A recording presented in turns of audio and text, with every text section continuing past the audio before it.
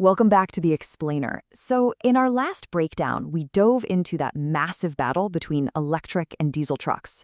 And we saw how the baseline cost of moving goods over land is just quietly being rewritten. But today we're zooming way out to something, honestly, far more dangerous. We're looking at a single, narrow waterway where global shipping giants are being forced to make decisions that, frankly, sound impossible. We are talking about the Red Sea crisis, and it's a situation that is literally rewriting global trade right before our eyes. I mean, think about it. Would you risk $1 billion worth of cargo, or would you just completely redesign your global trade routes? If you put yourself in the shoes of a massive logistics company, this is the impossible choice they're staring down every single day right now. And I want to make something crystal clear right out of the gate here. We aren't talking about a temporary delay. It's not some minor traffic jam or ships just drop anchor and wait it out for a weekend. No, this is a total rerouting of global trade. And the reason this is so absolutely crucial for you and me to understand is that the fallout from this decision is already creeping in your daily life. The prices you pay, the delivery times you expect, broader inflation, it's all shifting. You just might not have connected the dots back to this one specific body of water yet. Okay, let's dive into this. Why on earth would global shipping companies willingly choose a longer, way more expensive route when their entire business model, their whole reason for existing, is built purely on speed and efficiency? I mean, logically, that just shouldn't happen. But it is. It's happening right now. Ships that normally cruise right through the Red Sea are completely ghosting it. And not just once in a while, consistently. What that tells us is that something foundational inside the global system has flipped.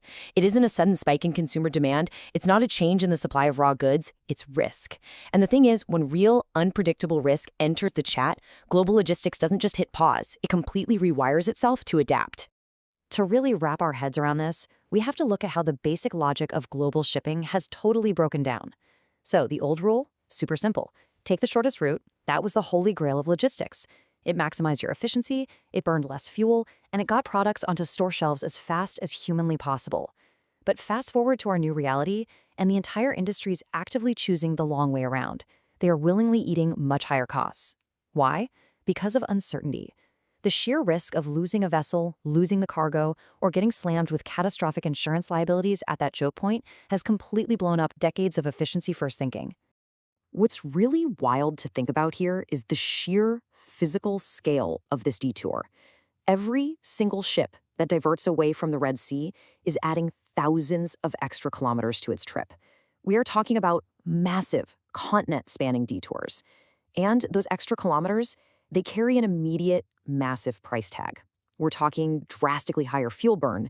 We're talking delivery cycles that stretch out for weeks. And critically, because these ships are spending so much extra time just traveling across the open ocean, it means global shipping capacity is heavily reduced. The ships are out there on the water way longer, which means they literally aren't available to go back and pick up the next load. And that sets off this massive, invisible domino effect across the oceans. It's really not just about one single ship running late. Let's walk through the steps. Domino 1, the ship reroutes. That triggers Domino 2, sudden port congestion. Because suddenly these massive vessels aren't showing up on their perfectly optimized, predictable schedules.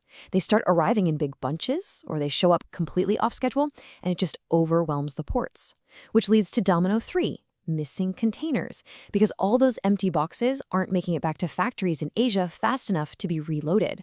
And that finally triggers the big one, Domino 4, a massive global cascade. One delayed voyage delays the next, and the next, and the next. You end up with this huge, sprawling global network slowdown, and it happens without a single ship ever actually being lost at sea.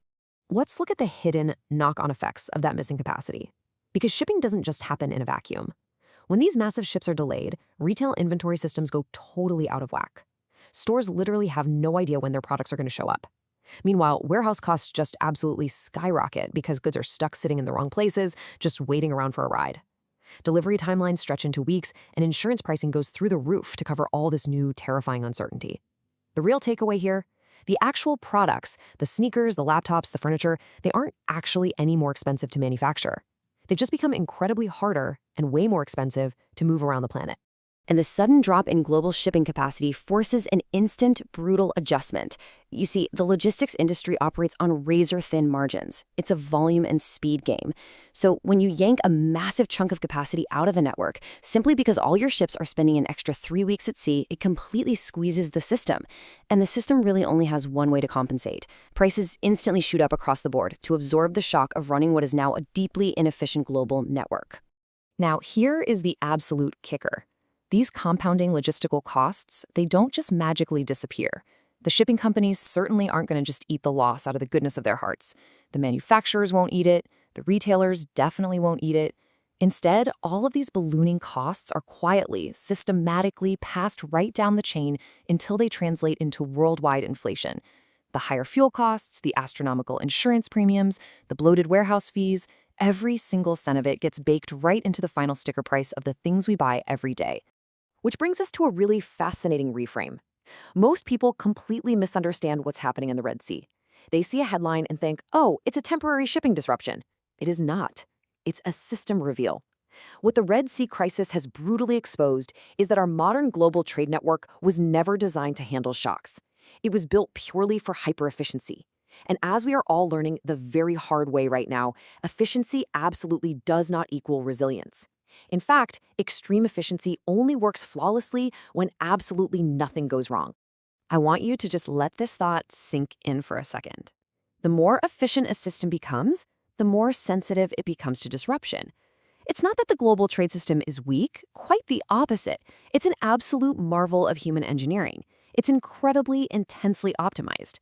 But that extreme, ruthless optimization is exactly its Achilles heel. Because we spent the last 30 years stripping out all the buffer room, cutting out the excess warehouse inventory, and getting rid of idle backup ships just to save a few bucks, the system is now incredibly fragile. We optimized completely for the best-case scenario, which left us completely exposed the minute the worst-case scenario showed up. And because of that hypersensitivity we just talked about, a disruption in one single narrow corridor, literally a tiny red dot on a world map, acts as a massive ripple effect. It spreads out and touches the entire global economy. It's basically the ultimate butterfly effect of global logistics. A bottleneck in the Red Sea doesn't just isolate itself to the Middle East or Europe. No, it throws off port schedules in Los Angeles, it forces factory slowdowns in Vietnam, and it snarls up freight rail networks in Germany.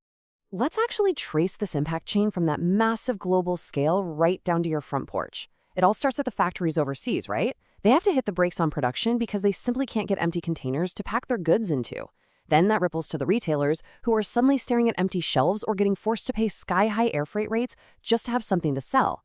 Then the warehouses get hit, frantically trying to juggle completely unpredictable arrival times. And finally, boom, it hits your daily consumer life. This is exactly how incredibly distant logistics decisions literally end up dictating the price of your groceries, your clothes, and your electronics. It's a pretty stark reminder that everything is connected. Honestly, it's super easy to feel totally detached from maritime news or shipping routes, but every single part of your daily life, the chair you're sitting in, the screen you're looking at, the phone in your pocket, they are all invisibly tied to these massive, million-dollar decisions happening thousands of miles away. The modern world is a tightly woven web, and when someone pulls a single thread at a choke point like the Red Sea, the entire web vibrates. So what's the big takeaway from today's explainer? It's that the Red Sea crisis isn't just a fleeting news cycle. It's a blaring alarm. It's a signal that global trade is a high-precision system. And high-precision systems do not fail loudly with some dramatic giant crash. They fail quietly. They fail through slowly scaling disruptions, compounding delays, and these invisible price hikes that slowly bleed the system's efficiency dry.